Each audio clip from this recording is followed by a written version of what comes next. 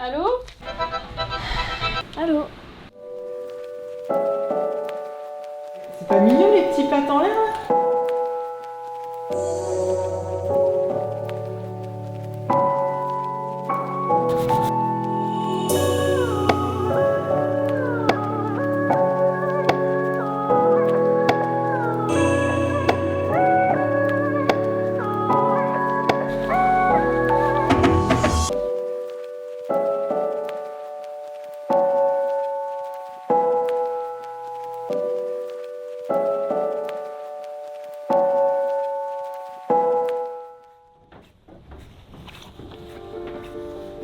C'est assez dense en fait, ce que je peux vivre dans une journée de travail. Je crois que quand t'es médecin, t'as pas mal de choses qui traversent la tête, beaucoup d'informations, beaucoup de pression.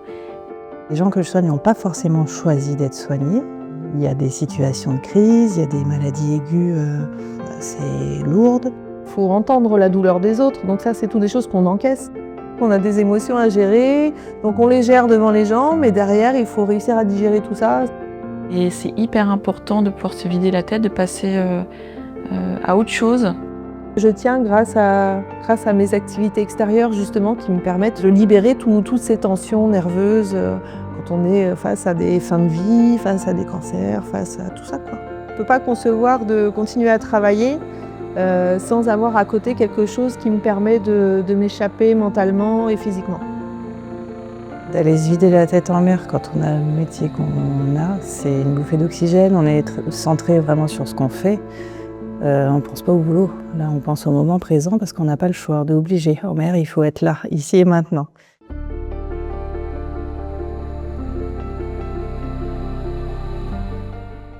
Jeanne, équipage 1 avec Chiara. Katia, équipage 2 avec Morgane. Adeline, équipage 1. J'ai une veste M. L'idée, c'est qu'aujourd'hui, en fait, on prend en main les bateaux. Donc, il faudra aussi pour vous de découvrir les bateaux et faire un inventaire. C'est des bateaux de location, donc comme ça, on verra à bord tout l'équipement dont on dispose.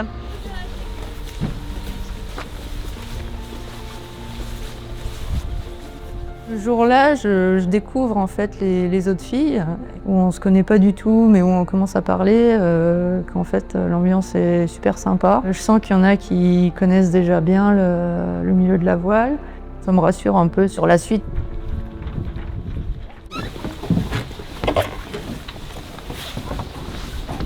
Comment, pardon? Claire Marine. D'accord, Clara.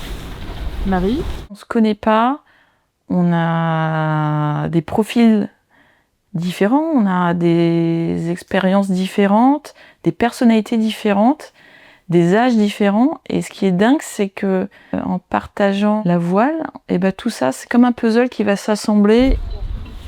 Cockpit, un pavillon B, Pataras. Il y a une petite antenne là-haut. À gauche, ouais. Donc amarrage, 3 haussières. Je vous l'ai dit, c'est une des travails les plus fatigants de tous les pays ouest de France. Et une drisse de grande voile. On doit déplacer au fur et à mesure son beurre et dur. Non, on n'a qu'une bosse de riz. Donc après, si c'est trop fort, tu On rentre. Tu bêtes. Tu rentres vraiment à l'intérieur, peut-être que tu ne sors pas. Le plus dur, entre guillemets, c'est de se retrouver parachuté dans un milieu qu'on ne connaît pas, que je maîtrise pas. Donc j'ai toujours l'habitude de toujours un peu maîtriser tout ce que je fais. Donc c'est un peu de lâcher prise aussi par rapport à ça, faire énormément confiance aux autres alors que j'ai l'habitude d'être en solitaire. Enfin, pour ma part, c'est un sacré challenge. De réussir en étant débutante à m'intégrer à ce groupe qui déjà ont tous une pratique en fait. Alors, j'ai eu de tout. J'ai dit « Oh, mais c'est génial !» En même temps « Oh, mais tu es complètement barré !» Mais en même temps, tu vas vivre une super expérience, ça va te marquer à vie. J'arrive! Tu peux donner le truc de l'inventaire? Attention à toi.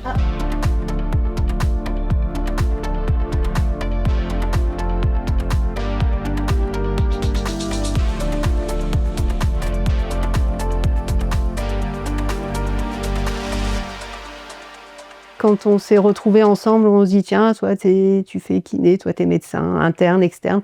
Et puis en fait sur le bateau, je trouve que tous les métiers disparaissent. La première journée, on a fait tourner toutes les filles aux différents postes.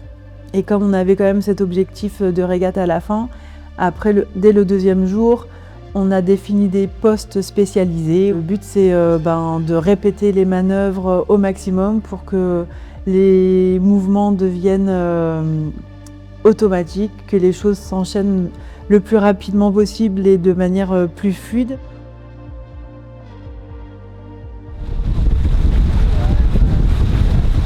C'est hyper dur en fait quand il y a énormément de vent, tu vois, il faut être hyper accroché, le chariot de GV t'en prends plein les bras, border la voile t'en prends plein les bras, et en fait des fois t'as tous tes bras, toutes tes jambes, toute ton énergie et ça marche pas.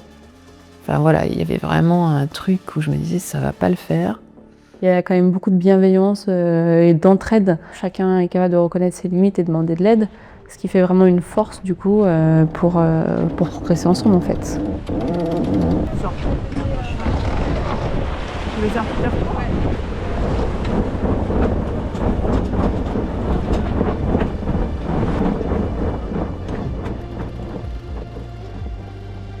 Et je me suis dit, ah mais en fait, ok, d'accord, c'est pas moi en fait, c'est que c'est juste dur. Et une fois que c'était comme ça clair dans ma tête, aujourd'hui je suis arrivée, j'ai dit ok, je sais que c'est dur, donc je sais ce qu'il faut que je fasse.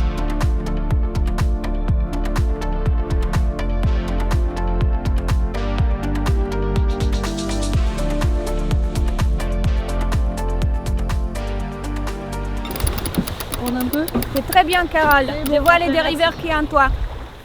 Je savais déjà faire des manœuvres, mais c'est vrai que les répéter, savoir exactement qui fait quoi, et bien les décomposer et les refaire plusieurs fois, que ça permet d'intégrer un peu plus les choses peut-être. Chaque jour nous amène quand même des victoires supplémentaires par rapport aux précédentes. Dans les manœuvres, dans la fluidité, dans la communication, dans l'efficacité. Monter le SPI, affaler le SPI. Quand les rôles sont bien définis, quand chacun a son poste dans l'équipe, au sein du groupe, tout se met en marche et le bateau avance sur le parcours de la meilleure des façons et ça c'est hyper satisfaisant. Il y a beaucoup de parallèles avec notre métier, et notamment tout ce qui est travail d'équipe, communication, atteindre un but précis. Chiara nous aide beaucoup, elle nous rassure aussi beaucoup, donc du coup on prend confiance en ce qu'on fait, même si on a l'impression des fois de ne pas faire les choses forcément correctement. Adli, t'es prête avec les chronos? Oui. Moi, j'essaye de... C'est un petit peu comme de la navigation, mais naviguer entre les humains. C'est anticiper un petit peu les émotions qui peuvent arriver. Et souvent, ces émotions dérivent aussi d'un niveau technique et d'une connaissance de la voile différente. Ah, tu l'as déjà étudié? Un peu plus sûr. Aujourd'hui, l'idée, c'est de faire un petit entraînement sur un parcours donc en mode régate. On a notre artiste Chiara qui nous a préparé un magnifique dessin, un petit plan d'action. Avant la régate, il y aura des instructions des courses. A priori, le départ, ça sera procédure 5 minutes et Chiara reviendra dessus. On a des instructions à la VHF. Le compte à rebours se lance. Hop, top, départ. Donc l'idée, c'est de faire cette boucle. Aujourd'hui, ça a fait émulsion en fait dans l'équipe. On a chacune trouvé vraiment notre poste et je suis devenue beaucoup plus à l'aise. J'ai trouvé ma place dans l'équipe. On s'est mis en mode régate et à fond dans justement tous ces réglages fins pour s'améliorer, s'entraider. On est prioritaire là. Allez, de l'eau. Ok, bien au rappel, vous vous faites pas poncer les pieds. J'apprécie ce mode régate parce que donc on fait pas mal de manœuvres, mais je sais pas, dans la bonne humeur et personne ne se réprimande trop, donc c'est vraiment agréable de débuter, je pense, de découvrir la régate dans ce cadre. Moi, je trouve que pour notre niveau, pour ce qu'on s'est entraîné, on est prête à affronter un SPI.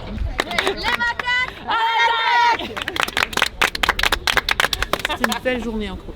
Demain, ça va être safety first, il va y avoir des bateaux partout, beaucoup de vent et tout, donc on l'a dit, ça va être anticipation, pas prendre de risques, prendre le temps, tout ça. Il y en aura plein qui vont vouloir mettre le SPI, Donc il y en aura plein qui font des conneries. Donc nous on se faufilera derrière avec notre sagesse salvatrice.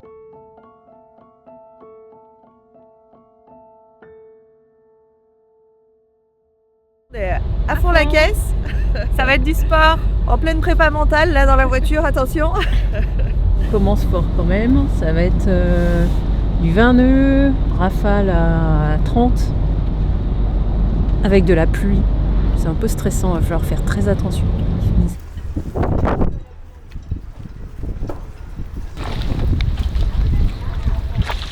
Sécurité primordiale. Je ne sais pas si on va s'attacher, mais peut-être qu'on mettra les longes quand même au cas où.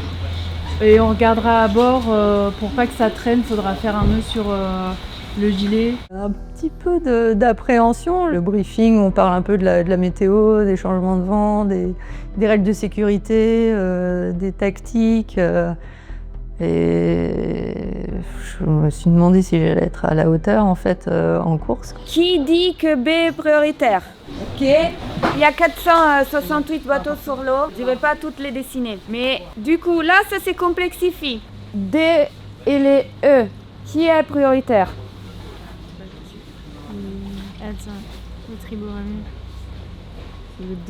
Donc j'avais fait des recherches et je m'étais imprimé ce memento des instructions de course. Je comprenais rien de ce que j'étais en train de lire. Et c'est vrai, quand elle nous a donné toutes ces règles-là, je me suis dit, mais comment ça va être possible en fait d'intégrer, de mettre en pratique tout ça? Et la règle 18? La règle 18, c'est l'engagement à la bouée. Mais tu as les 18. 1, les 18 feux. Et après, il y a la règle de la route normale. Est-ce que si la bouée est là, est-ce que ça a du sens de l'offer? Non. Parce que ça, je ne respecte pas ma route normale. Si par contre, j'ai remonté au près, je peux essayer de le faire parce que j'essaye de me rapprocher de la bouée. Ça fait un petit peu peur ça, toutes ces règles de priorité. Et je me dis que bon, moi je suis pas à la barre, et heureusement, parce que sinon je crois que ça serait pas possible.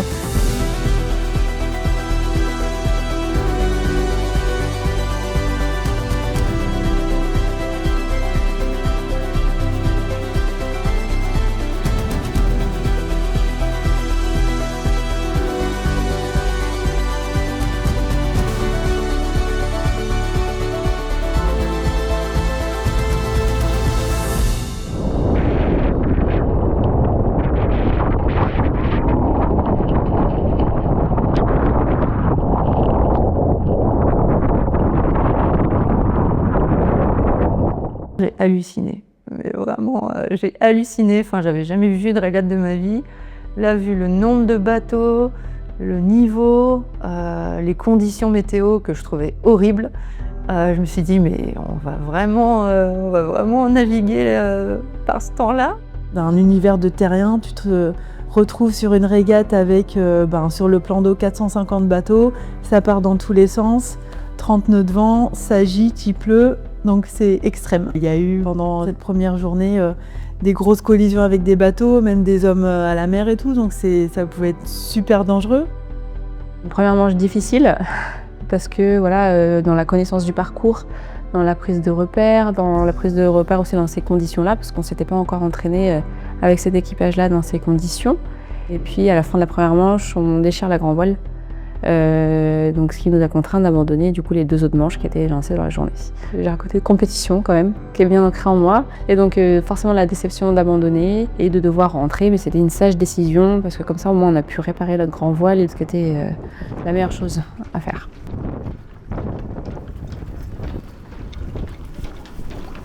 Un petit peu déçu, c'est normal, mais après, c'est comme ça, il y a pire que ça dans la vie. Hein. On va pas se plaindre. Hein.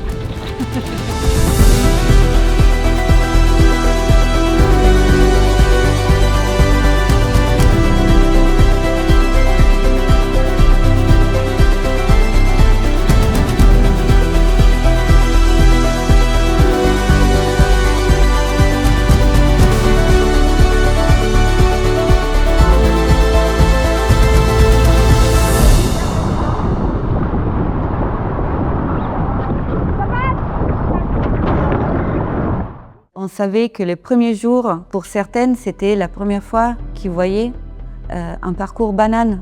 Donc la première fois qu'ils voyaient une ligne de départ avec une procédure de départ en 5 minutes.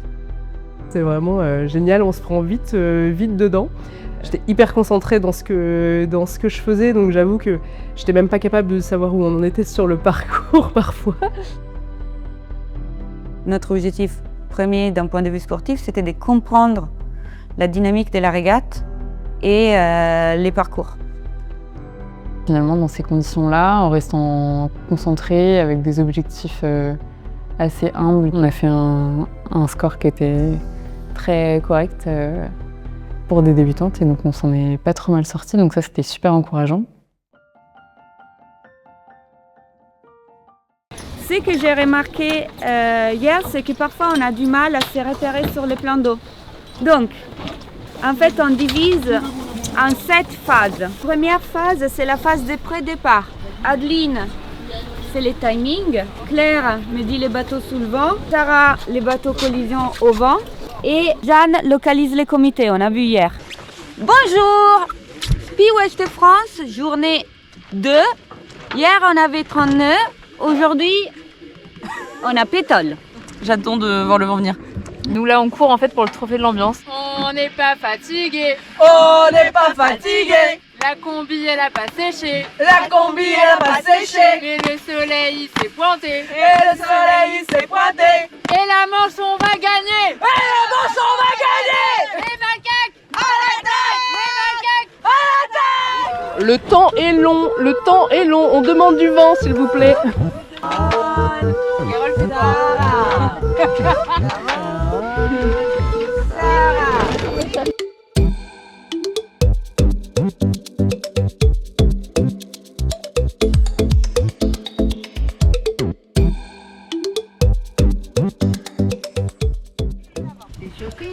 Troisième départ, Open et Mac, quatrième départ.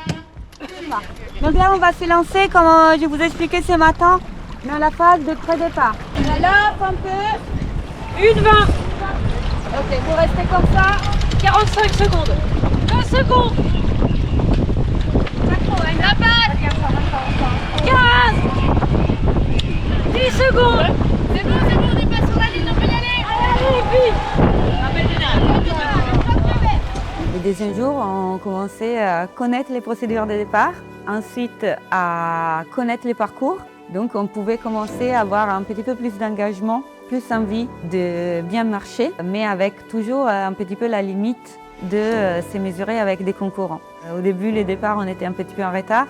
Et au troisième, on était côte à côte avec les autres bateaux à crier Olaf, Delo, voilà, ainsi de suite. Et on a trouvé aussi une routine au niveau des communications en équipage pour marcher mieux.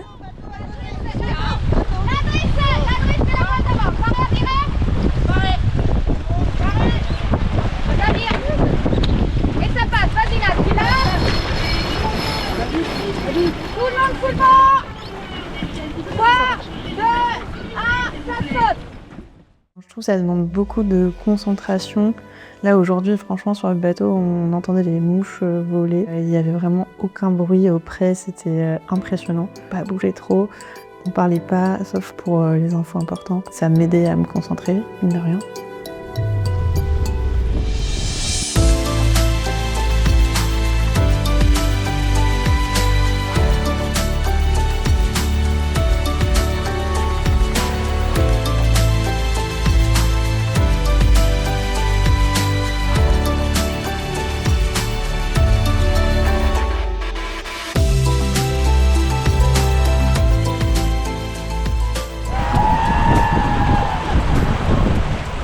Première manche, on est super bien parti, on a fait un super départ et puis ça s'est bien passé, le spi s'est envoyé correctement, on était au top. Et puis la deuxième manche, il y a eu plus de vent, donc c'était vraiment dans le bon sens.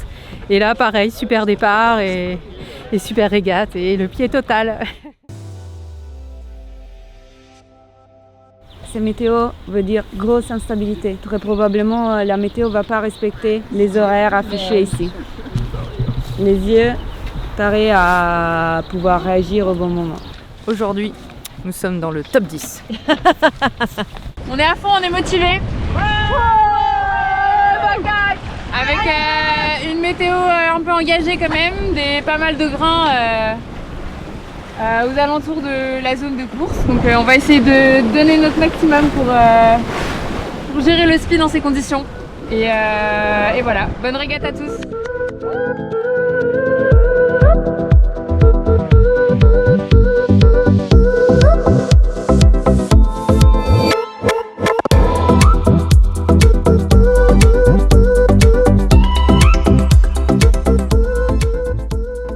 Sortie un peu de ma zone de confort parce que c'est vrai que pour moi il y avait un petit peu plus de vent et j'avais pas mis souvent le spi avec des vents aussi forts.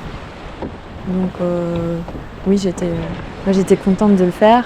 J'étais contente qu'on a tout essayé, de dire bon allez vas-y on lance le spi, peut-être que ça va être chaud mais c'est pas grave, on va tester. On a affaire à des femmes qui font partie d'un milieu qui est aussi hyper exigeant. Je pense que dans leur cursus de formation et après dans leur métier, elles sont soumises à un stress, à un rythme intense. Et ça, c'est des choses qu'on retrouve aussi à bord du bateau. Elles ont un grand sang-froid, elles prennent beaucoup sur elles. Voilà, faut affronter les éléments, faut pas se plaindre, faut y aller. Voilà, faut du courage et elles en ont beaucoup.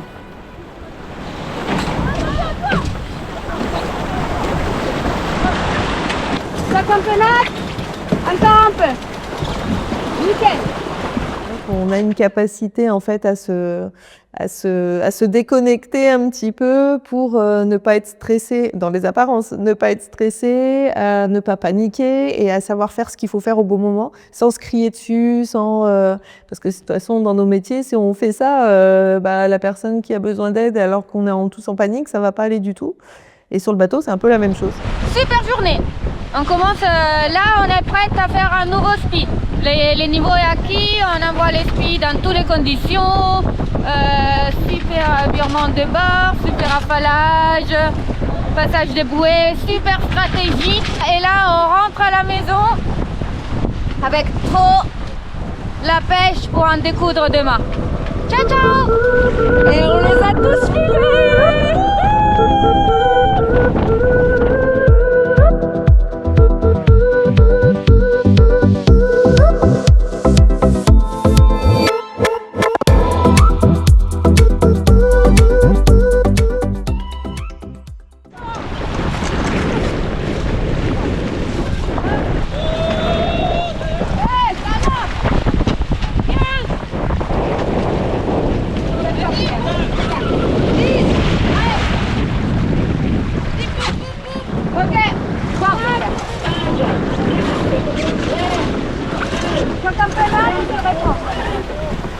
Ce qui me plaît, c'est l'esprit de compétition aussi. Même si on ne sera pas les premières, mais on fait au mieux et puis on s'arrache quoi. Encore, choque un peu, Nat. Barbeur est pris, on se prépare un pané. Ok, c'est parti Sarah, choque plus Nat. C'est en panne? En panne. Déception aujourd'hui parce que, comme beaucoup d'autres bateaux de la course, on a terminé hors course. On s'attendait à une météo compliquée.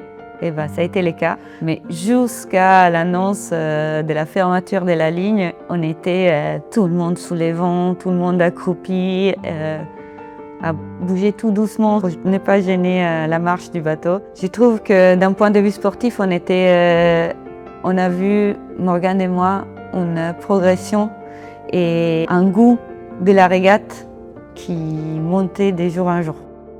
C'est vrai que c'est un gros challenge et c'est assez bluffant de voir l'évolution qu'on arrive à atteindre avec des filles qui ne se connaissent pas, qu'on ne connaît pas. Moi en plus, c'était la première fois que je participais au SPI Ouest France, première fois que je naviguais avec un équipage comme ça inexpérimenté sur un grand surprise, donc ça faisait beaucoup de choses. C'est une petite histoire sportive qui naît et qui peut-être continuera parce que les filles semblent motivées pour continuer à naviguer. Pendant 5 jours, on a vécu ensemble, on a eu un objectif commun, on a créé une équipe et voilà, sans rien penser à côté, sans obligation, sans pression, sans charge mentale. Qu'est-ce que je vais retenir de cette expérience dans mon travail? Déjà, c'est une bouffée d'air énorme. Et je pense que ça aussi, c'est ce qui, moi, m'amène à la voile. Il n'y a pas de téléphone, il n'y a pas de rendez-vous, il n'y a pas de mail. Par la notion du temps, on n'a plus de planning. Et cette sensation, je pense que ça m'a plus lâché, quoi. Et ça aide beaucoup de se rééquilibrer en fait, soi-même, pour retourner au travail de façon plus sereine. Faut pas hésiter à oser, à s'aventurer sur des domaines un peu inconnus parce que la récompense elle est belle et elle est grande.